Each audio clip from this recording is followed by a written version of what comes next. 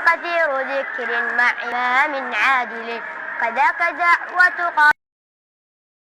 إن رمت أوقات الإجابة فادع بالثلث الأخير وعند هطل الوابل أو بين تأذين وبين إقامة وكذا السجود فجد فيه وحاول وابق الإجابة بالقتال إذا التقى انصار ملتنا بأهل الباطل.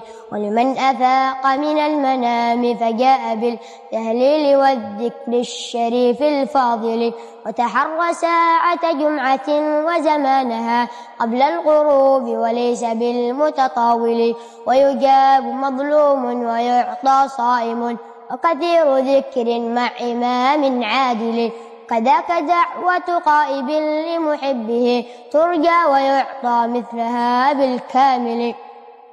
ودعا المسافر لا يرد ووالد لبنيه فاجهد في الدعاء وواصل.